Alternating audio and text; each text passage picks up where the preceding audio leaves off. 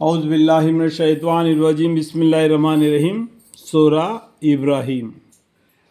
شروع کرتا ہوں اللہ کے نام سے جو نہایت مہربان بڑے رحم والے ہیں۔ الف لام را، یہ بہت سے آئے قرآن کے اندر بہت سے صورتوں کے سامنے یہ الفاظ لکھے ہوئے ہیں۔ یہ الفاظ کا معنی اللہ ہی بہتر جانتا ہے۔ اگر ہمارے پیغمبر کو اللہ تعالیٰ نے اس کا علم دیے تو اور بات ہے، لیکن عوام کو تو نہیں دیا گیا جس کا ہو بہو معنی ہے الف لام را، الف لام را۔ بس یہ قرآن ایک کتاب ہے جس کو ہم نے یعنی اللہ تعالیٰ نے آپ پر یعنی محمد مصطفیٰ صلی اللہ علیہ وسلم پر نازل فرمایا ہے تاکہ آپ تمام لوگوں کو ان کے پروردگار کے حکم سے تاریکوں سے نکال کر تمام لوگوں کو یہ بات کو یاد کرو، تمام جہان والوں کو ان کے پروردگار کے حکم سے۔ پروردگار کون ہے؟ تمام لوگوں کے پروردگار ہے، ان کے اللہ کے حکم سے تاریکیوں یعنی اندھیرے سے، یعنی جو دین اسلام سے گمراہ ہو کر اندھیرے زندگی گزار رہے اس کو ان اندھیرے سے نکال کر روشنی کی طرف یعنی ایمان کی طرف خدا کے حکم سے یعنی خدائے گالوں کے صفات و صفات کے راہ کی طرف لاوے۔ اور وہ ایسا خدا ہے کہ اسی کی ملک ہے جو کچھ آسمان میں ہے اور جو کچھ زمین میں ہے۔ ذرا ایک اکرم جنگل ہونے کے ساتھ اتنا تان کر کھڑا ہو جاتا ہے، یہ ساتوں آسمان ساتوں زمین کسی کے؟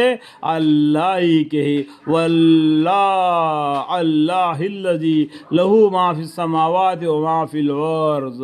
یہ دنیا تم کو دیا گیا ہے برتنے کے لیے۔ خالی ہاتھ آ گیا، خالی ہاتھ چلے گیا بولتے ہیں، خالی ہاتھ چلے نہیں گیا، خالی ہاتھ چلے نہیں گیا، ساتھ میں ہمراہ لے کے گیا ہے نیکی بدی۔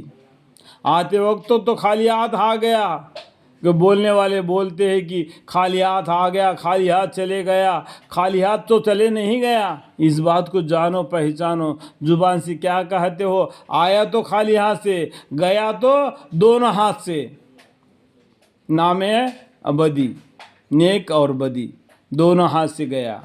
یہ دنیا کا چیز دنیا میں رہ گیا، یہ بعد میں مرنے کے بعد میں واسطے کی بیس میں دنیا میں لٹ جھڑ پڑ رہے ہوں گے، یہ میرا، یہ تیرا، میرا وہ تیرا بول کے۔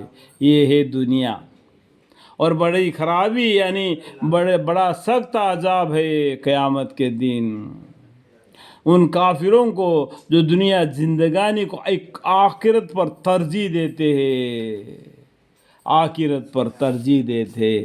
تعجب ہے اس شخص پر جس نے ہدایت کے بدلے گمراہی خرید لی۔ اس سے بڑھ کر تعجب اس شخص پر ہے جس نے دین کے بدلے دنیا خرید لی۔ ان دونوں سے بڑھ کر تعجب اس شخص پر ہے جس نے دوسرے کو دنیا کے لیے اپنے دین کو فراغت کر دی۔ ان کافروں کو جو کہ دنیا زندگانی کو آخر پر ترجیح دیتے ہیں اور ملک بلکہ اللہ کی راہ مذکور سے روکتے ہیں، اللہ کی راہ مذکور سے روکتے ہیں، اور بلکہ اللہ کی راہ مذکور سے روکتے ہیں اور اس میں کچھ یعنی شبہات کے مسلح سی رہتے ہیں۔ یہ ان کافروں کو جو کہ دنیا زندگانی کو آخر پر ترجیح دیتے ہیں اور بلکہ اور ملک اللہ کی راہ میں مذکورہ سے روکتے ہیں اور اس میں کچھ یعنی شبہات کے مسالے سے رہتے ہیں۔ دیکھو میں بتایا نہیں، قرآن کے اندر وہ لوگ قرآن کس لیے پڑھتے ہیں؟ ہدایت پانے کے لیے نہیں۔